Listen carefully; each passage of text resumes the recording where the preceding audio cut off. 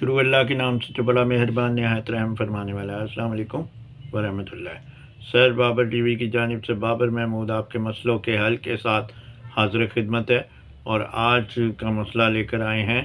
कि चेहरे पर दाने और कमर पर दाने निकलने की मेन वजूहात क्या हैं। और उसमें माहिर सेहत ने जब रिसर्च की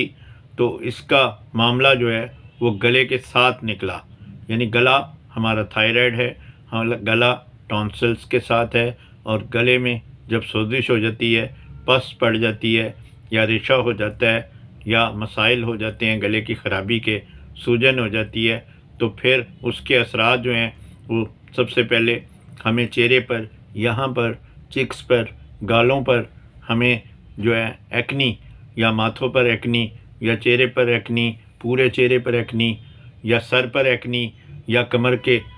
ऊपर जो है वो कमर के ऊपर दाने और एक्नी का लफ्ज़ निकलता है। और ये जो दाने होते हैं ये पस वाले होते हैं, और पस में जो है वो दर्द भी होता है, और उसके साथ साथ पीलापन भी होता है, और पीलेपन के साथ मुआद होता है जो छिल जाता है, तो उसमें से जो पस है वो निकलती है, और वो जहाँ जहाँ लगती है वहाँ पर फिर आगे जो है इसका मर्ज़ और वायरस आगे फैलता जाता है। यानी एक जगह पर मौजूद है और यहाँ से वो एक्नी छीला गया,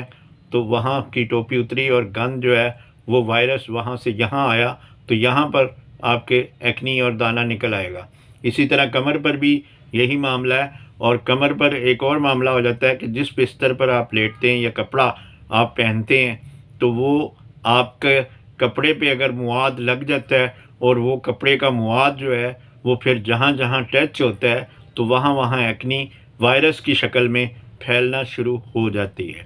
तो इसलिए जो गले की ख़राबी की वजह से ये दो चीज़ों का जो एक्नी का मामला है, मसलन चेहरे पर दाने निकलना, या कमर पर दाने निकलना, या सर पर दाने निकलना, ये मामला आपके गले की ख़राबी से शुरू होता है। और जब तक आप गले को ठीक नहीं कर लेते तब तक ये जो एक्नी है, चेहरे की हो, कमर की हो, या जिस्म पर कहीं भी दाने निकलते हों, या सर पर ख़ारिश हो या दाने हों, तो आपने सबसे पहले नोट करना है कि आपका गला ख़राब है, या आपका नज़ला रुका हुआ है, या आपके जिस्म में जो है वो बादी अशिया का ज़्यादा जो है एंटर है। यानी चावल, दही, लस्सी, ठंडा पानी, बोतलें, आलू, गोभी, बड़ा गोश्त, या केचप, यानी कि गर्ज़ है कि बादी अशिया या गला ख़राब करने वाली अशिया का आप जब ज़्यादा इस्तेमाल करते हैं, और वो अशिया जो है वो अगर कब्ज़ कर देती है या आपके नज़ले को रोक देती हैं, तो फिर ये मसाइल जो हैं, ये दानों का सिलसिला जो है वो उजागर होता है जिस्म पर, और वो जिस्म के किसी भी हिस्से पे हो सकता है। तो सबसे पहले हमने ये ज़रूर नोट करना है कि आया हमें कब्ज़ हुई है, और कब्ज़ के साथ हमारा गला भी ख़राब है, और इसी तरह नाक बंद हुई है, यानी नज़ला हुआ, ज़ुकाम हुआ, और ज़ुकाम रुक गया अचानक, और वो बंद हो गया, एकदम जाम हो गया, जिससे हमारी बॉडी के अंदर ही जो निज़ाम था बाहर निकलने का, ज़ुकाम का, नज़ले का, वायरस का, तो वो जिस्म के अंदर ही रुका। और जब अंदर ही रुका तो फिर हमारे जिस्म में जब जब हरारत होती है, या हम गर्म अशिया खाते हैं, या गर्म जगह पर जाते हैं, या हम गर्म यानी कि बावर्ची खाने में चूल्हे के आगे हम वर्क करते हैं, या कमरे में हीटर चलाते हैं, या हम ज़्यादा गर्म लिहाफ में बैठते हैं, तो इस तरह के मामला जो हैं वो ऐसे हो जाते हैं। इसी तरह गर्म कपड़े जब हम ज़्यादा पहन लेते हैं तो हमारा जिस्म ब्लड सर्कुलेशन का शिकार होता है, और जो रेशा होता है वो जिस्म के अंदर ही होता है, तो फिर वो जब ज़्यादा हीट मिलती है तो वो रेशा पिघलना चाहता है, निकलना चाहता है, तो वो फिर एक्नी की सूरत में वहाँ पर वो सोजिश करता है, और सोजिश के साथ पस आती है, जिससे हम मसाइल का शिकार हो जाते हैं। तो इसमें सबसे पहले हमने गले को चेक करना है, और अपने खुराक को चेक करना है कि हम क्या खा रहे हैं और क्या खा रहे हैं, और गला ख़राब हो रहा है, और गला ख़राब हुआ तो फिर मसाइल जो हैं हमारे काबू से बाहर हैं। और गले को ठीक करने का तरीका है कि सबसे पहले आपने परहेज़ करना है जिन अशिया को बताया गया है। उसके बाद दूसरा अमल है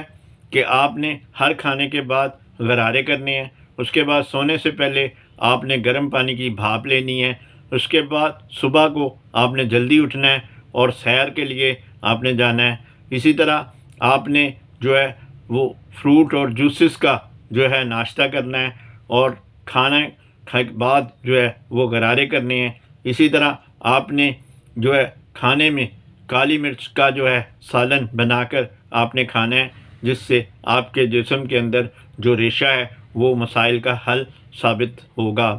काली मिर्च का सालन जब खाएंगे तो आपका गला ठीक होगा, रेशा ठीक होगा। तो इसी तरह आप शहतूत खाएंगे तो आपका गला ठीक हो जाएगा। इसी तरह आप जब गर्म पानी पिएंगे कोसा करके तो आपका गला ठीक हो जाएगा। इसी तरह आप मलेठी खाएंगे तो आपका गला ठीक हो जाएगा। इसी तरह शहद का पानी पिएंगे तो आपका गला ठीक हो जाएगा। तो ये चीज़ें थी जो कि आप इस्तेमाल करेंगे तो आपका जो है गला ठीक होगा, और गला ठीक होगा तो आपके मसाइल ये ठीक हो जाएंगे। इसी तरह बैरूनी तौर पे जो सफाई का अमल है वो ये है कि आपने जो है अर्के गुलाब लेना है, ग्लिसरीन लेनी है और लीमू हम वज़न लेना है, और वो आपने दिन में चेहरे पर 3 बार मल कर धो देना है और वो 5 मिनट का वक्फ़ा रखना है। इसी तरह जिस्म पर गुस्ल से 10 मिनट पहले पूरे जिस्म को आपने जो है वो लगा देना है उसका लिक्विड, और पूरी बॉडी को आपने 10 मिनट के बाद धो देना है। इसी तरह ये अमल सर पे भी आप अगर ख़ारिश है, खुश्की है या दाने हैं तो फिर ये अमल जो है आप उसमें भी कर सकते हैं। ये अमल जो है खुश्की सिकरी ही नहीं बल्कि दाने भी ठीक करता है, सफाई भी करता है, और लीमू में क्योंकि विटामिन सी है, और वर्के गुलाब जो है वो स्किन टॉनिक है, और ग्लिसरीन एक मेडिकेटेड जो है अमल है। तो इससे जो है ना हमारे जिस्म का जो ताफ़ुन है, बैक्टीरिया है या सफाई की कमी है, तो वो जब दुरुस्त होगी तो हमारे दाने भी ठीक होना शुरू हो जाते हैं। तो ये चीज़ें थी कि जो आपको बताई गई, और आपने गुस्ल कम से कम रोज़ाना 1 बार ज़रूर करना है, और दानों को आपने हाथ नहीं लगाना, इसी तरह कमर पर छीलना नहीं है, और गर्म कपड़े आपने जब दाने कमर पे निकले हों तो आपने गर्म कपड़े जो है वो कपड़े जिस्म के साथ टच ना हो, यानी कॉटन का यानी बनियान लें या नीचे कोई भी कॉटन का कपड़ा आप पहले पहने, फिर आप कोई भी चिकना या गर्म कपड़ा आप पहनेंगे तो फिर आपकी ये एक्नी जो है वो मज़ीद नहीं फैलेगी। इसी तरह आपने इसको बार बार छीलना नहीं है, बार बार शीशे में देखना नहीं है, और आपने इसको ख़ारिश जब आप करेंगे तो आपके हाथ पर भी वायरस लग सकता है, जिससे आपके खुराक के ज़रिए ये वायरस जो है हाथों से वो जिस्म के अंदर भी जा सकता है। तो ये एहतियातें थी और ये तरीका था कि आप अपने जिस्म के दाने, चेहरे के दाने, कमर के दाने और सर के दाने, आपकी मेन वजह गले की ख़राबी है, और जब गला ठीक कर लिया तो इंशाल्लाह आप इन दानों से निजात हासिल कर लेंगे। शुक्रिया। बाबर महमूद, पाकिस्तान।